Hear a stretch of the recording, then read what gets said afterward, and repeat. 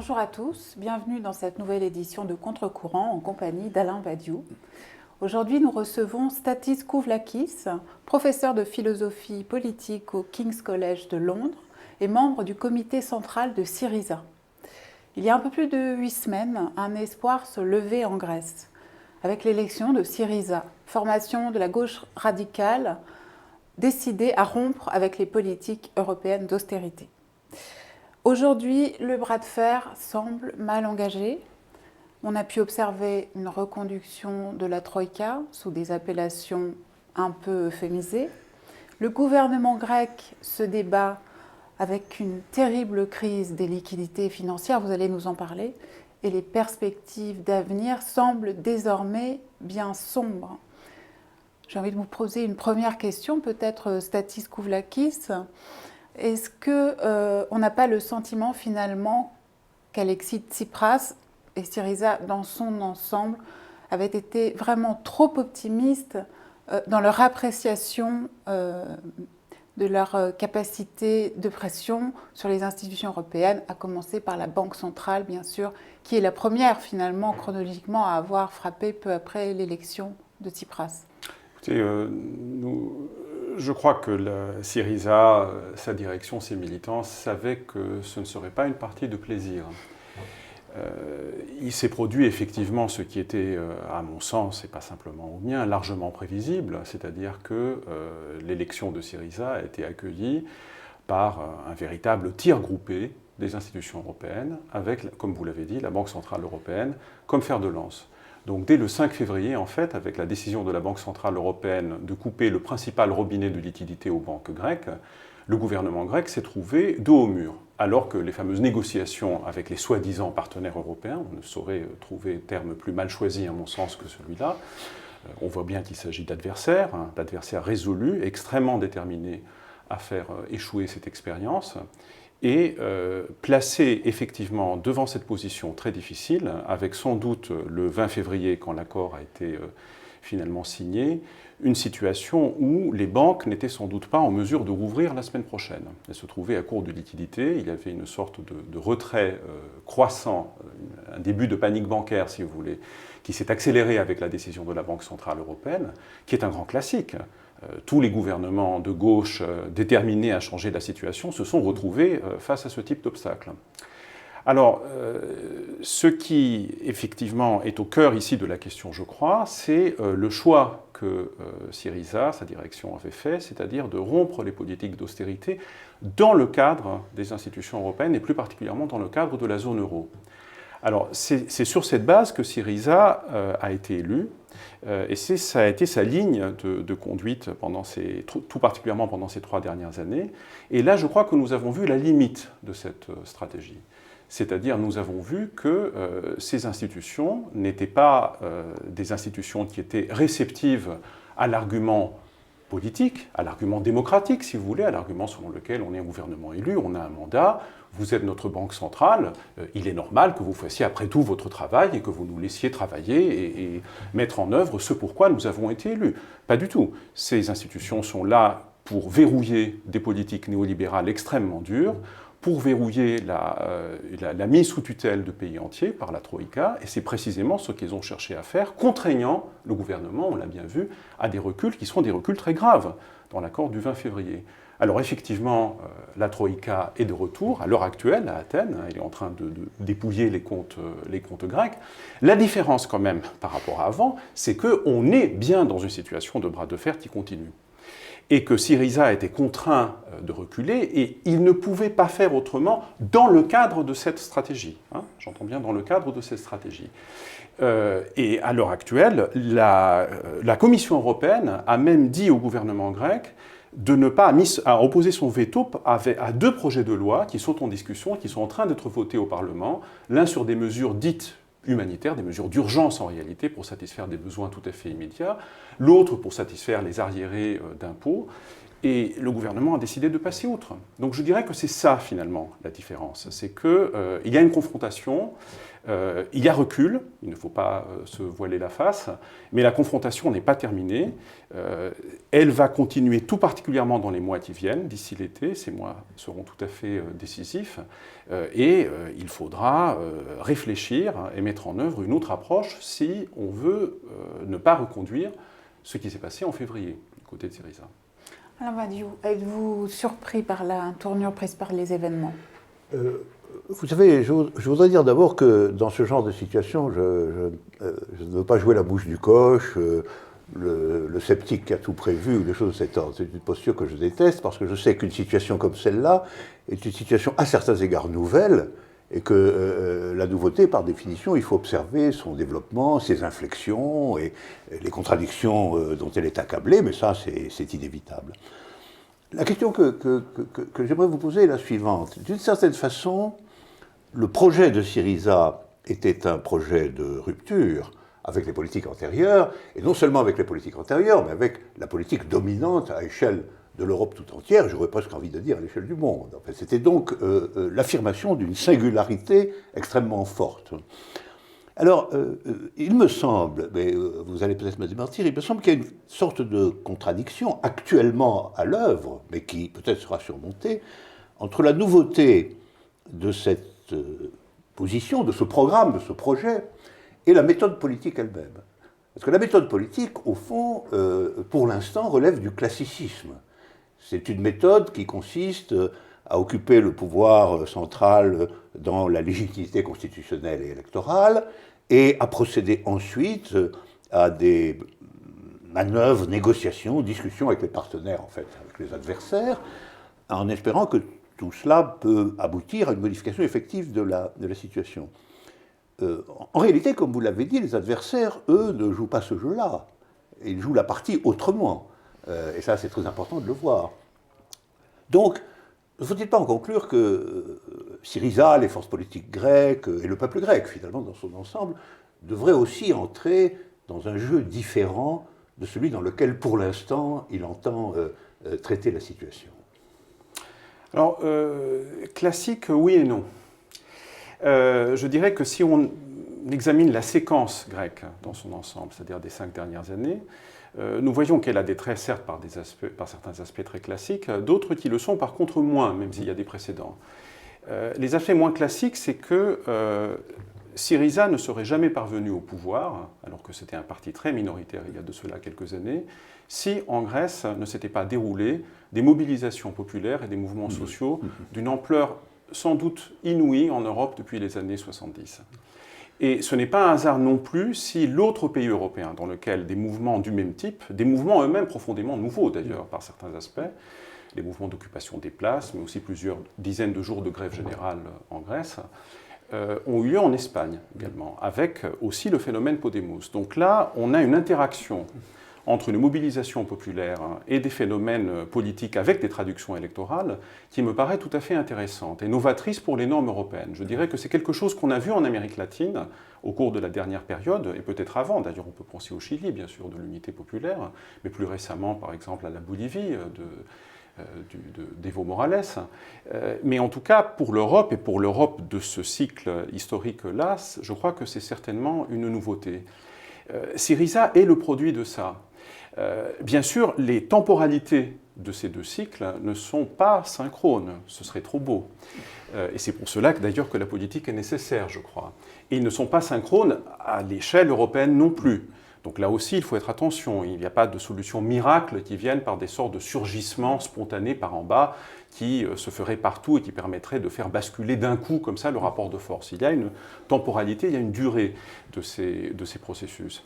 Mais le fait que Syriza ait pu arriver là où il en est, grâce à la force de ces mouvements populaires, permet de dire que son arrivée au pouvoir rend possible, à mon avis, un nouveau cycle de mobilisation. Et ça, on l'a vu. On l'a vu dans les semaines qui ont suivi l'élection.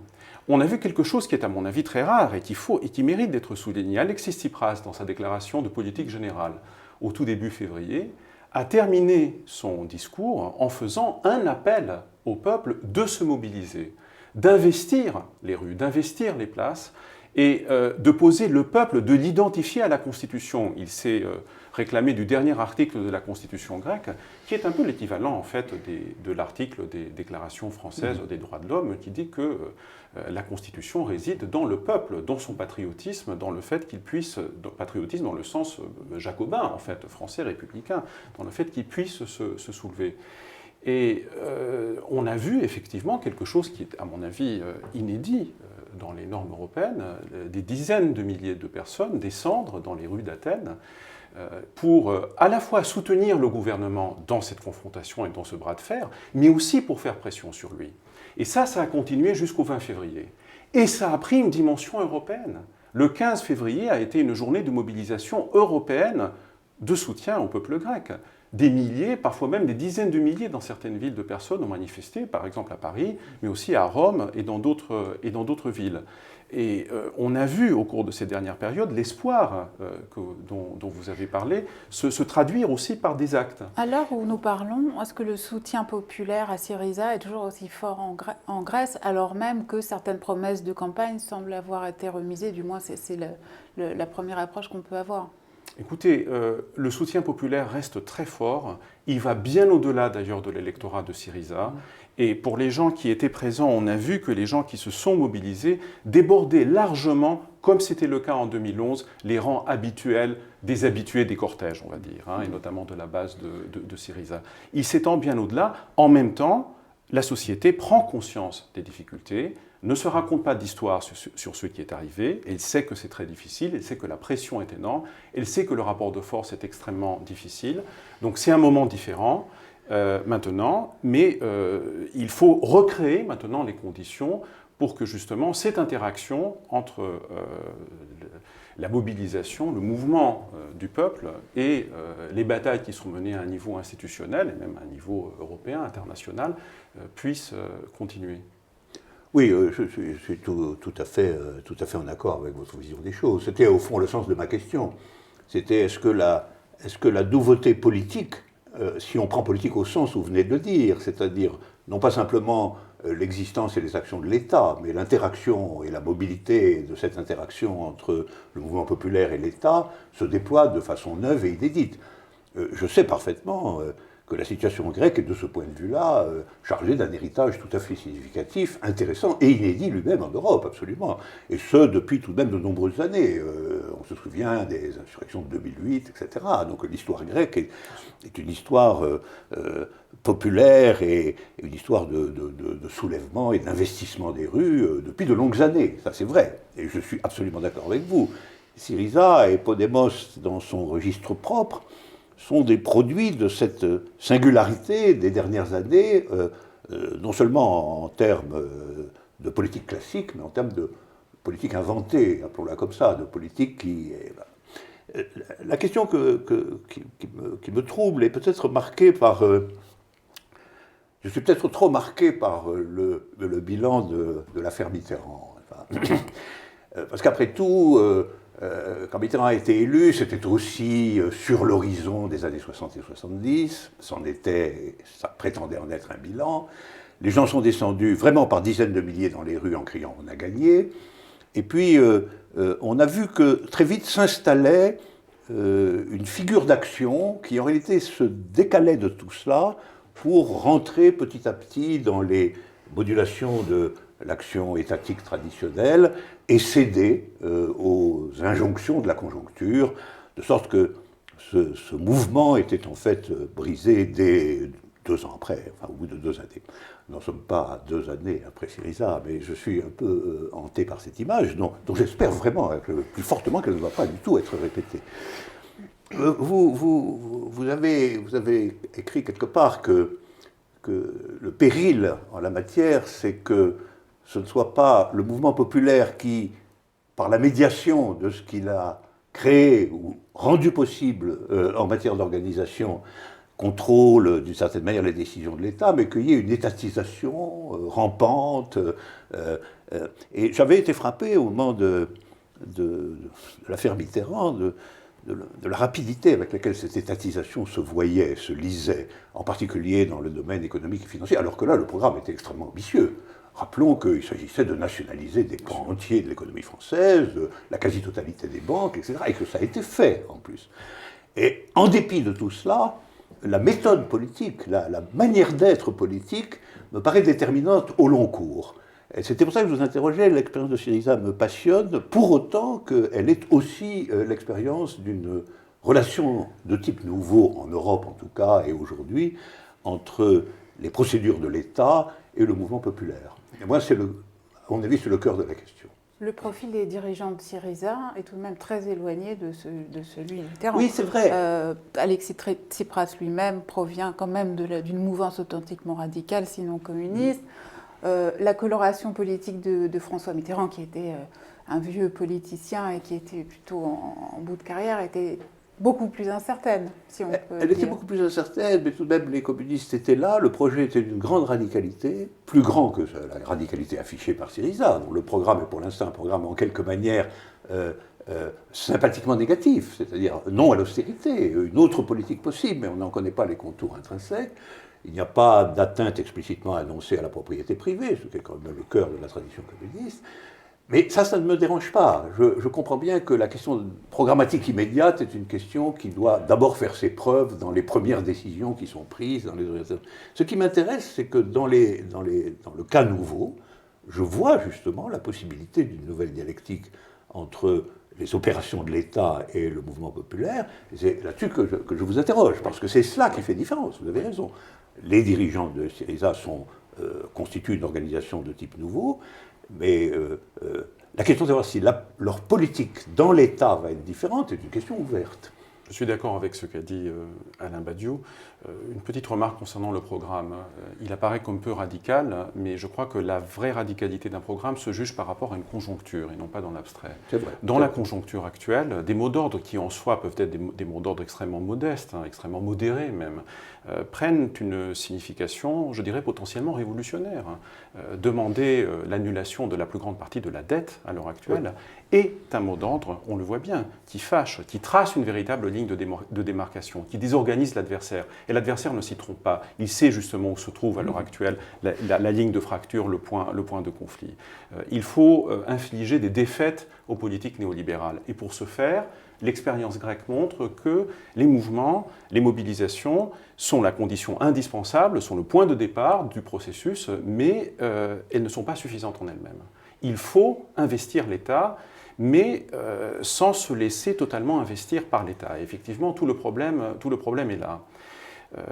Moi, j'étais en France pendant la totalité de la période Mitterrand, et j'avais été frappé par le fait que le seul secteur social qui s'est mobilisé très peu de temps après la victoire de la gauche en 81, c'était les ouvriers de l'automobile. Absolument. Et pour la plus grande part, des ouvriers immigrés en fait, de l'automobile. Qui ont été maltraités par le gouvernement. Exactement. Exactement. Et c'est à ce moment-là que Pierre Mauroy, et d'autres d'ailleurs, ont fait des déclarations comme quoi ces grèves étaient manipulées par l'Iran, par des islamistes, etc. C'était épisode crucial. C'était un épisode tout à fait crucial, dans le sens précisément qu'Alain Badiou vient d'évoquer, de la méthode. Si un gouvernement signifie à une partie de sa base, à une partie tout à fait emblématique, que c'est un adversaire, qu'il considère que cette mobilisation est une menace, je crois que le processus allait dérailler. Et puis, l'autre écueil sur lequel est venue se fracasser l'expérience de Mitterrand, c'est quand même l'écueil européen. C'est quand même le choix qui s'est posé à l'époque pour le gouvernement Mitterrand, c'était sortir du système monétaire européen, comme on l'appelait à l'époque, d'évaluer, continuer précisément dans une politique, disons, de relance, dans une politique d'intervention active de l'État, dans le sens des nationalisations, ou bien rester dans le cadre européen et faire un tournant libéral. Et c'est la deuxième option qui a été choisie.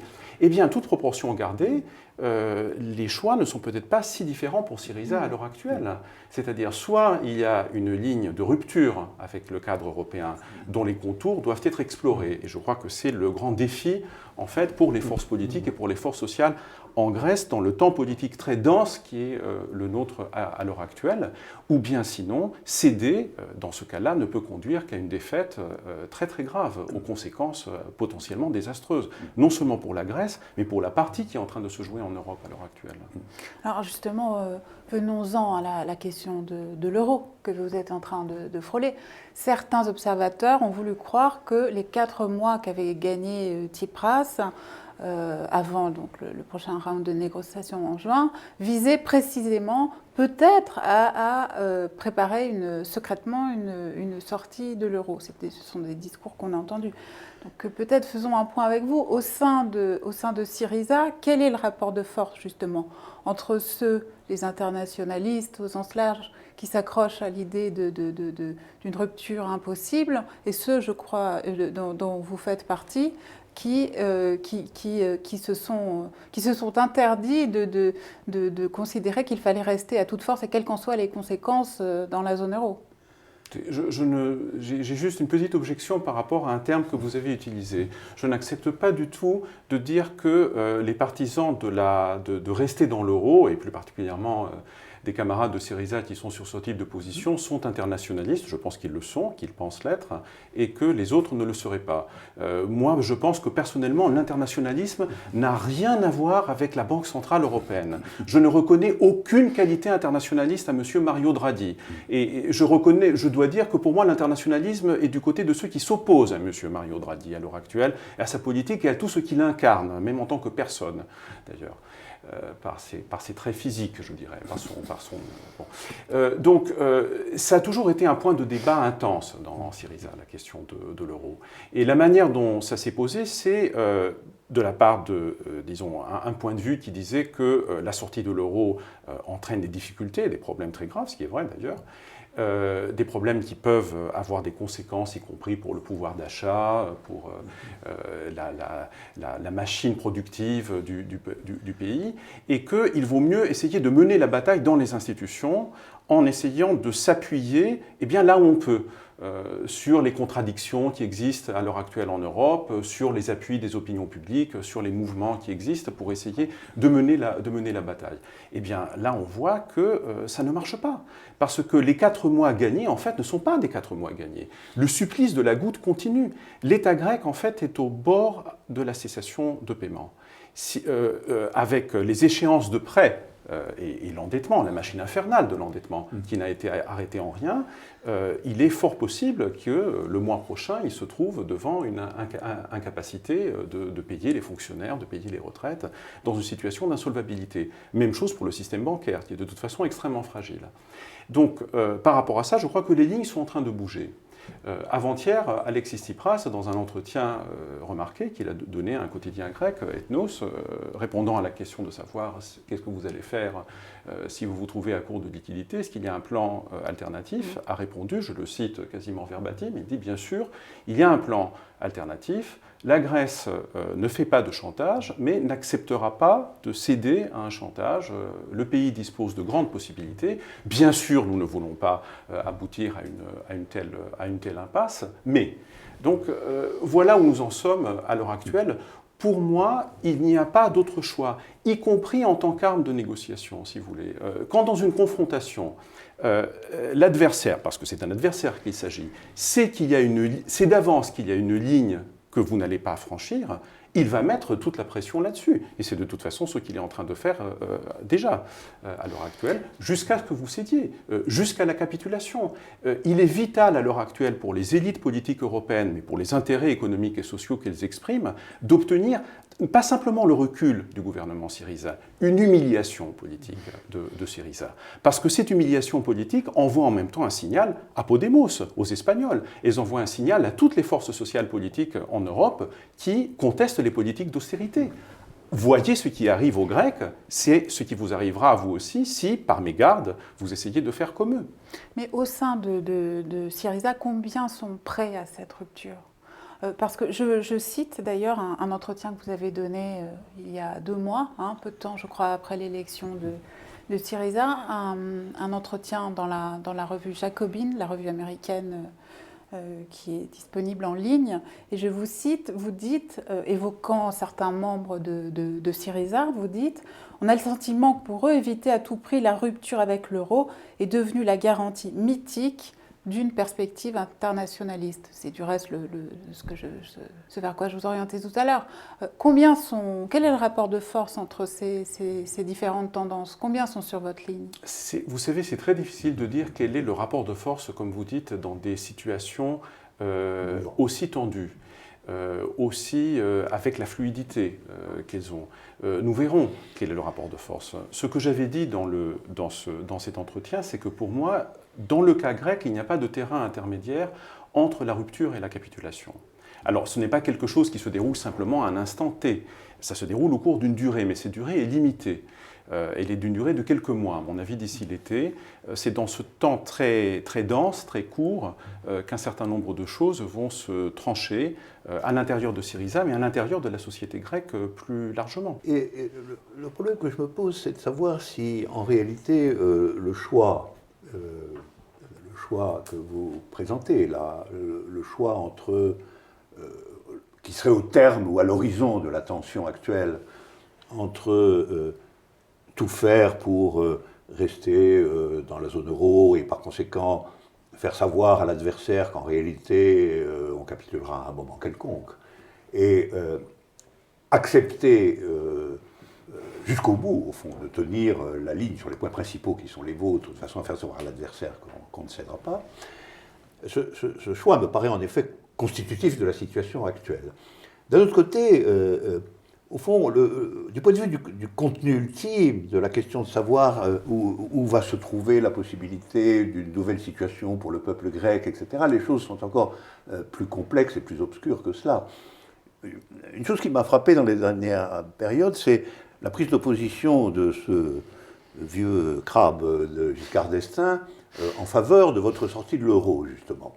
Et pourtant, ce n'est pas un foudre de guerre de la position de rupture. Et il disait des choses qui pouvaient sembler raisonnables, après tout pour tout le monde. Il disait, la Grèce n'a qu'à sortir de l'euro, elle rétablit le drachme, elle aura la possibilité de dévaluer largement, et dans le cadre de la dévaluation, il laissait entendre finalement de réduire la dette petit à petit, à peu de choses. Donc un homme comme lui peut penser que, en fin de compte, votre sortie de la zone euro serait positive pour tout le monde. Elle vous provoquerait sans doute en Grèce des troubles considérables, vous vous en débrouilleriez, et à terme, eh bien, on verrait ce qui se passe une fois que vous auriez dévalué votre nouvelle monnaie.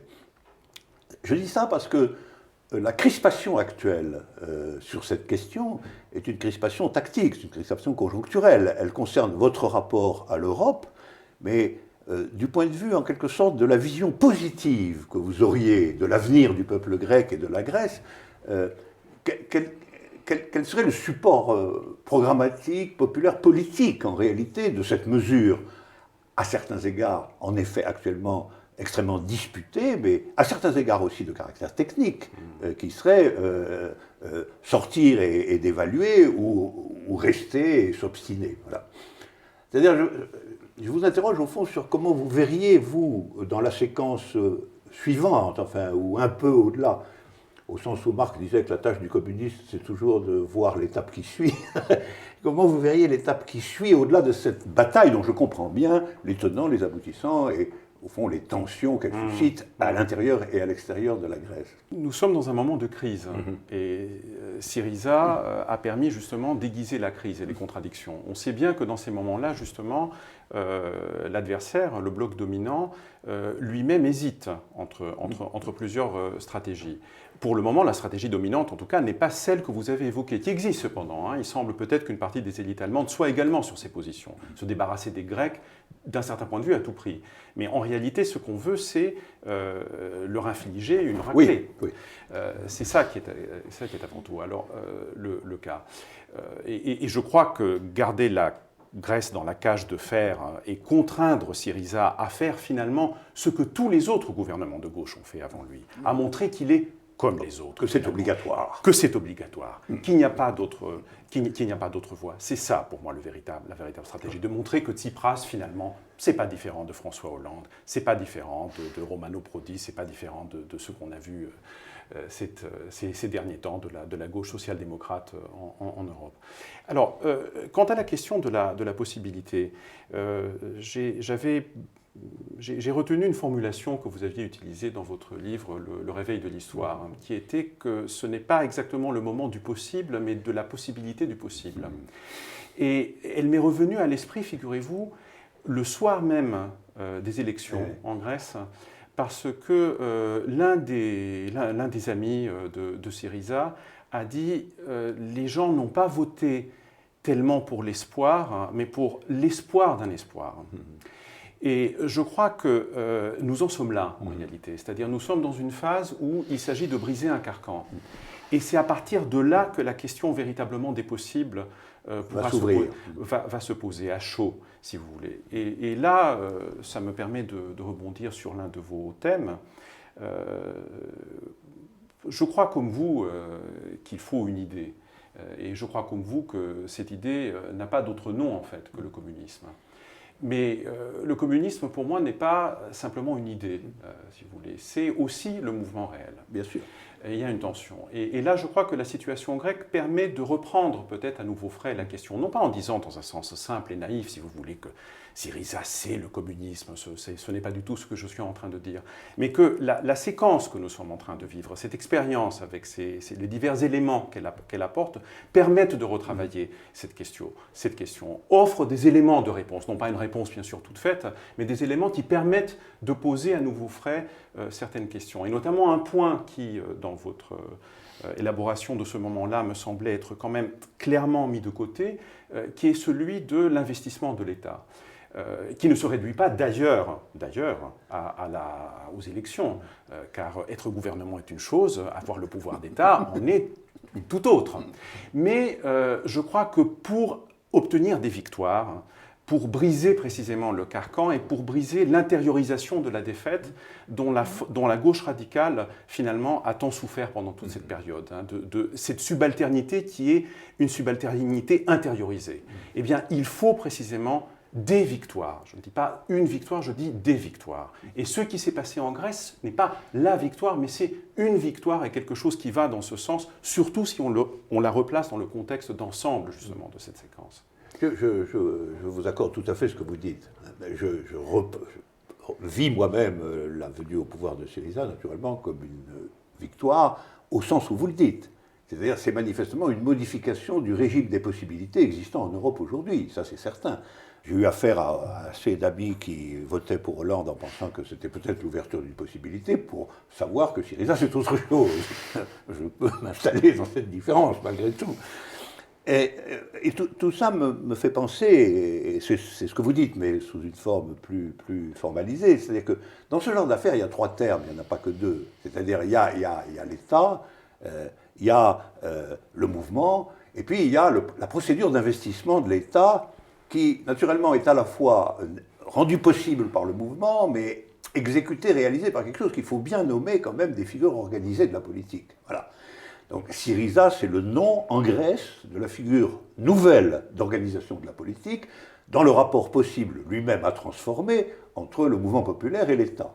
La description abstraite de la situation. Et au fond, l'ensemble de mes questions, c'est de savoir où vous pensez qu'on en est, non seulement aujourd'hui, mais dans le proche avenir, enfin je ne sais pas comment dire, dans l'étape suivante, de cette dialectique-là. Parce que je vois bien l'investissement de l'État du point de vue de son commencement, et après tout, qu'on adopte la procédure électorale, voilà, c'est un problème purement formel. Si la procédure électorale permet quelque chose, tant mieux pour elle. Voilà. Donc, je vois bien l'investissement de l'État, je vois bien ce qui subsiste de pression populaire, de mobilisation populaire en Grèce. Le mouvement était en déclin quand les élections s'est produites. Ce n'est pas une élection qui se... D'ailleurs, il y aurait toute une étude à faire sur ce que vous avez intitulé la non-synchronie des choses. Le grand mouvement en 1936 en France se produisant après l'élection, les grands mouvements en Grèce se produisant avant, mais finalement jamais dans une synchronie effective. Donc, et je vois cela, mais ce que je ne vois pas clairement, c'est le troisième terme, c'est-à-dire au fond l'articulation des deux dans la figure du mouvement politique. Alors ce mouvement politique, c'est Syriza, à la fin des fins, c'est quand même ce qui se passe dans Syriza, qui finit par devenir très important. Or, j'ai lu attentivement tout ce que vous écrivez là-dessus, et il me semble qu'il y a une sorte de fragilité de Syriza. Ça m'a frappé, cela. Une sorte de fragilité qui n'est pas simplement celle de l'origine disparate de ses composantes, mais celle d'un accord probablement encore minimal entre ses composantes, et probablement d'un accord qui n'est pas en état de traiter de façon immédiate, en tout cas, justement, les conditions de l'investissement de l'État. Les conditions de l'investissement de l'État, de manière à ce que ce soit, comme vous le disiez, une véritable prise de pouvoir, un véritable investissement. Et c'est peut-être là-dessus que je vous interrogerai, c'est-à-dire sur le rapport actuel de ces trois termes, du point de vue de Syriza, en quelque sorte, qui en est quand même l'opérateur qui est sur le devant de la scène. Oui, je crois que Syriza permet d'avancer sur la question de la forme parti, oui. On va dire. Bien sûr, c'est un projet qui est un projet en devenir, donc, dont les perspectives sont ouvertes, et c'est aussi un lieu de contradiction.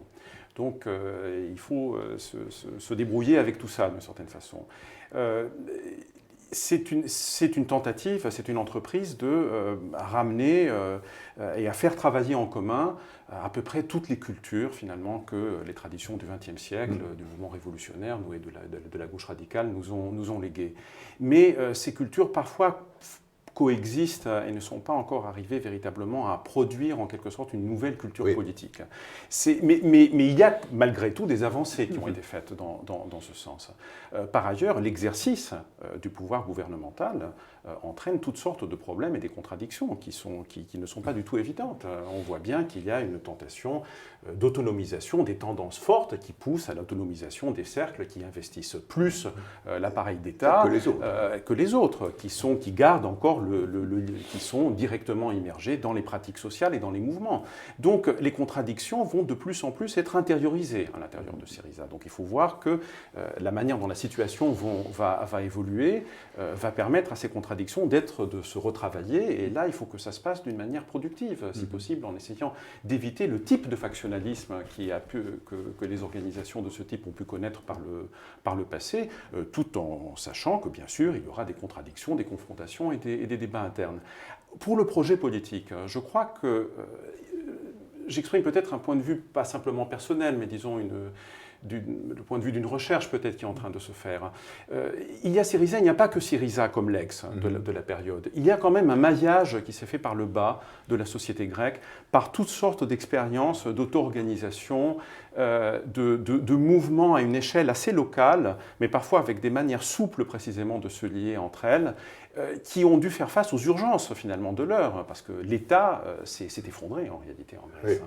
Et cet effondrement de l'État est d'une grande importance d'ailleurs pour comprendre la brutalité de la situation, sa violence. C'est terrible quand l'État se rétracte, et quand c'est la main gauche, comme disait Bourdieu, de l'État qui se désintègre, pas la main droite de l'État. Et c'est très très bien porté du point de vue de la répression. On a dégusté à plein pendant ces dernières périodes. Donc, mais la main gauche s'est effondrée. Donc là-dessus, il y a toute une initiative populaire qui s'est développée. Et le danger maintenant, c'est que comme le projet consiste malgré tout à reconstruire finalement ce qui a été détruit de l'État social, des conquêtes sociales, que cette initiative, que ces expériences qui ont permis ce maillage plus solide, même s'il est encore très insuffisant et très fragile, disparaissent dans le sable. Et je crois qu'il y a un travail de reconstruction en fait à faire. La Grèce est un pays détruit à l'heure actuelle. Son économie est détruite, la société est détruite. Il faudra reconstruire par en bas. Ça prendra du temps, mais c'est dans ce travail de reconstruction que des alliances sociales très larges et à mon avis nouvelles peuvent se créer et des pratiques nouvelles peuvent se développer qui vont porter à un autre niveau les tendances, les germes de ce qu'on a vu apparaître dans la période précédente. Ça peut être quand même assez important. Il y a à l'heure actuelle des centaines de milliers de personnes en Grèce qui se font soigner, par exemple, dans un réseau de dispensaires sociaux qui existe uniquement par l'initiative populaire, par l'initiative de médecins, par l'initiative de travailleurs sociaux, par l'initiative de militants, par l'initiative de retraités, d'étudiants, de personnes qui, dans les quartiers, ont fait des choses qui étaient impensables pour qui connaît la société grecque de la bulle et de l'euphorie d'il y a quelques années, ô combien trompeuses. Donc je crois que c'est ça qu'il faut permettre d'avancer, et là les médiations sont indispensables. Les formes de pouvoir local, régional, les municipalités par exemple dans laquelle Syriza, en alliance d'ailleurs avec d'autres forces, souvent de la gauche radicale, a pu conquérir. Là, il y a des terrains d'expérimentation précisément à faire. Et en 2012, Alexis Tsipras et la direction du parti avaient supporté, je crois, cette perspective de façon assez claire, avec des références à la Bolivie. Tsipras avait dit à l'époque, on n'est pas simplement un gouvernement Syriza, ni simplement un gouvernement de la gauche radicale, on veut être un gouvernement de la gauche et des mouvements sociaux. Et il s'était référé au cas de la Bolivie. Et il avait appelé des animateurs des mouvements sociaux à constituer des assemblées générales pour discuter justement de ces choses-là. Je crois que c'est dans cette direction-là, précisément, qu'il faudra avancer pour combiner reconstruction et transformation des structures profondes de la société. Ce qui est très intéressant dans ce que vous dites, au fond, c'est que peut-être ce qui ouvre plus nettement la possibilité d'un investissement de l'État plutôt que celui d'un contre-investissement par l'État des forces politiques, c'est au fond l'hypothèse que, d'une certaine manière, l'État est effondré, l'État est détruit. C'est-à-dire vous n'avez pas affaire à l'investissement d'un État puissant et structuré dont la régulation est classique. Ça, ce serait une différence quand même avec Mitterrand, justement. Mitterrand s'est emparé d'un État qui se portait fort bien. Il n'y avait pas de problème étatique particulier. Là, effectivement, vous décrivez une conjoncture dans laquelle la crise étatique et sociale est si considérable que, d'une certaine manière, l'investissement est aussi et immédiatement une construction. C'est un peu comme ça que je vous entends. C'est-à-dire que l'investissement n'est pas simplement l'investissement de quelque chose qui est en état de fonctionner de façon absolument ordinaire, mais quelque chose qui est en état de dysfonctionnement. Ce dysfonctionnement a créé des initiatives transversales, en quelque sorte, et donc vous êtes plutôt dans une phase qui va ouvrir une construction effective d'un État grec nouveau qu'une espèce de gestion de l'héritage constitué de cet État. Autrement dit, votre État n'est pas le mammouth français à l'heure actuelle. Votre État est quelque chose de délabré, finalement.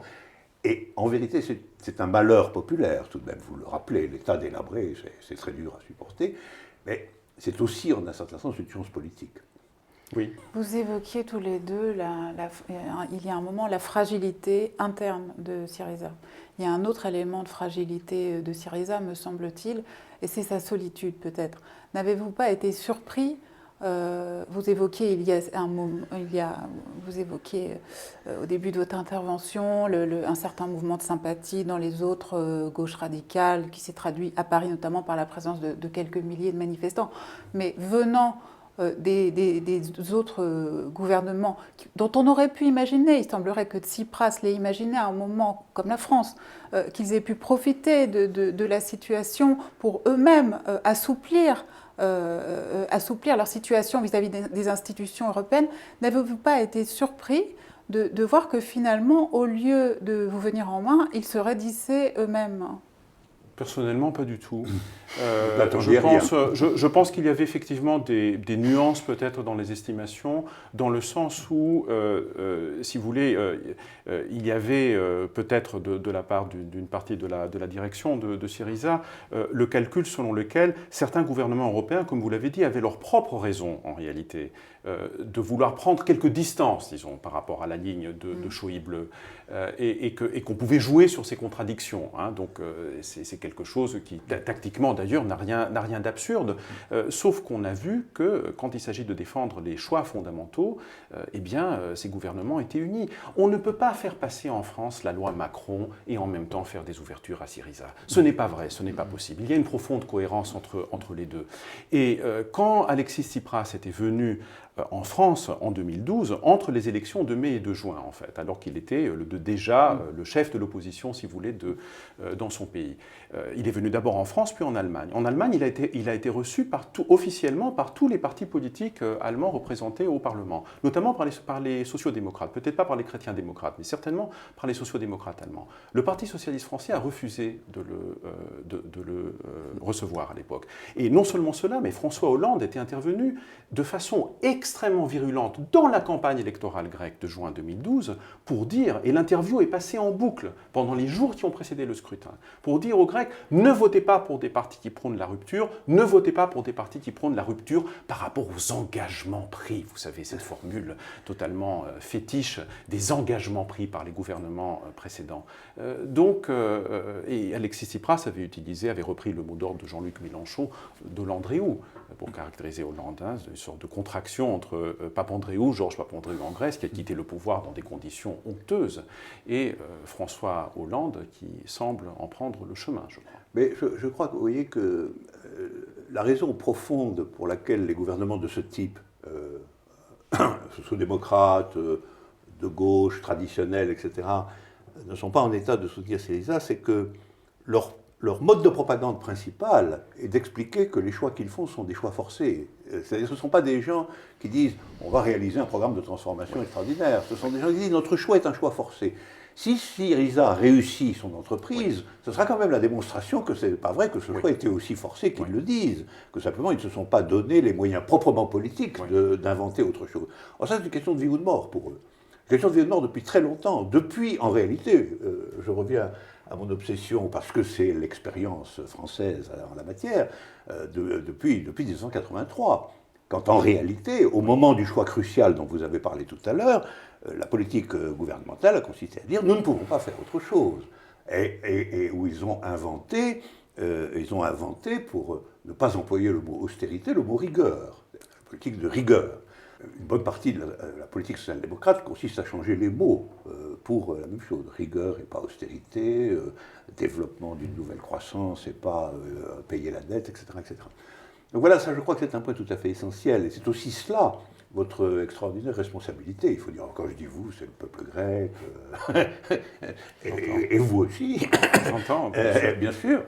Une responsabilité qui est une première démonstration en Europe que dans ce type de conjoncture, une autre politique est praticable. Ça, c'est vraiment une chose qui serait un séisme politique européen, ça je le crois vraiment, où les Grecs porteraient un flambeau magnifique, celui du fait qu'on peut interrompre la continuité du glissement libéral de l'Europe et de son gouvernement, finalement, par les nécessités économiques et financières du grand capital, enfin, pour employer un langage ancien. Je crois que c'est la spécificité du néolibéralisme, comme vous l'avez dit, qui est en cause et qui amène d'ailleurs à placer dans des termes nouveaux un dilemme vieux qui a existé dans notre camp, celui de la distinction entre réformistes et révolutionnaires. Oui. Il fut une époque où on pensait qu'il y avait des réformes possibles, et sous-entendu des réformes progressives, des réformes en faveur du monde du travail, dans le cadre du système. Eh bien, dans le capitalisme néolibéral, ce n'est plus possible. Même pour des objectifs relativement modestes, qui, à d'autres moments, auraient été parfaitement compatibles avec le fonctionnement du système, il faut passer par des confrontations et par des conflits à grande échelle, tout à fait majeurs. On l'a vu d'ailleurs en Amérique latine. Ce n'est pas le socialisme qui existe dans les gouvernements de gauche en Amérique latine, en Bolivie ou ailleurs. Mais même ces ruptures partielles avec le néolibéralisme, il a fallu, il faut bien le dire, des morts pour y arriver. Et il y a eu du sang en Bolivie pour que Evo Morales puisse être élu. Et il ne faut pas se voiler la face, la situation en Grèce aussi est une situation violente. La violence qu'a reçue la société, violence qui s'exprime dans le fait qu'un parti néo-nazi, d'ailleurs, est une force politique, est devenue une force politique importante, alors qu'il n'y a pas du tout ce genre de tradition politique comme courant de masse dans ce pays. Mais ça a à voir avec l'effondrement de l'État dont vous avez parlé, et avec le type de panique, disons, qui peut créer dans certains secteurs de la société. Donc, effectivement, c'est l'avenir du néolibéralisme comme projet. Vous avez parlé de la France de 83, mais pour moi, c'est le Chili de Pinochet, en fait, qui a été le laboratoire. La contre-révolution néolibérale a commencé à ce moment-là. Et son sort, en tout cas en Europe, dans notre continent, se joue peut-être maintenant par le Sud. Oui, oui. Vous évoquez le Chili, et c'est vrai que si l'espoir Syriza devait s'effondrer cet été, puisque c'est une échéance extrêmement importante qui s'avance, craignez-vous des désordres graves du type de ceux que peut mettre en œuvre une formation comme Aube Dorée?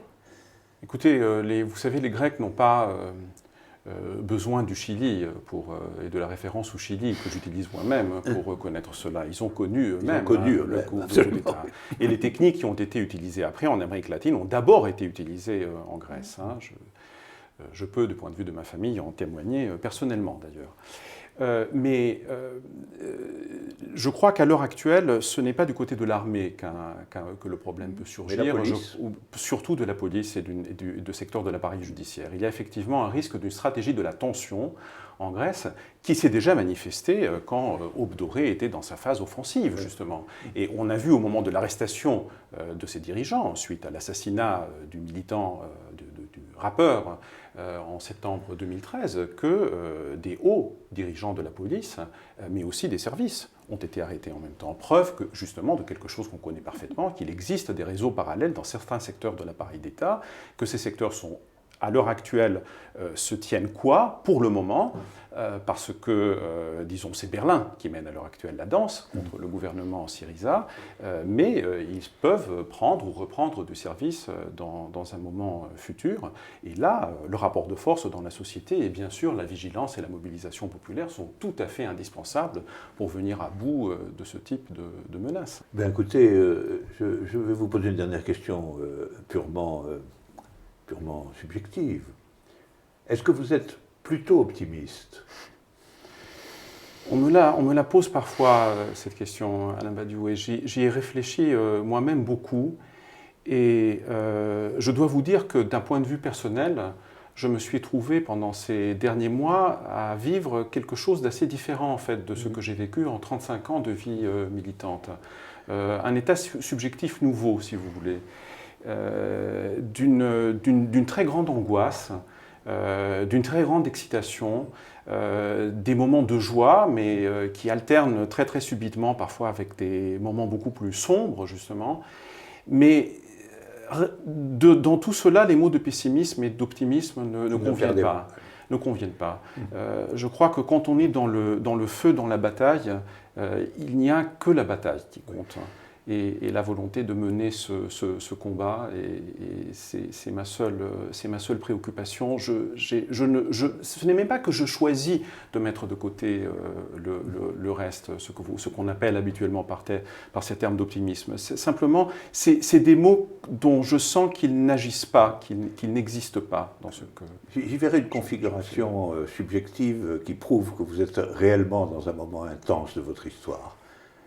J'ai connu cela à certains moments, moi aussi dans le passé, ce mélange de très singulier finalement d'angoisse et de joie, enfin, bord à bord, l'un comme l'autre. Et je suis d'accord avec vous, ma question était stupide, c'est pour ça que je suis très heureux que vous l'ayez déjouée. Quelles sont les raisons néanmoins d'imaginer une issue heureuse à ce qui va se passer cet été? Les leçons d'imaginer tiennent finalement à l'ensemble de cette séquence que nous avons vécue il y a 5 ans. Qui aurait pu penser il y a 5 ans que nous en serions là aujourd'hui? Bien sûr avec tout ce qui s'est passé de tragique, mais aussi avec tout ce qui s'est passé d'extraordinaire quand même pour la Grèce, et qui tient au mot qui pour une fois il a été utilisé, mais c'est parmi les rares fois où je crois que ces mots usés prennent un contenu réel, le mot espoir. Ça fait longtemps qu'on n'avait pas vu ça. C'est vrai, c'est vrai.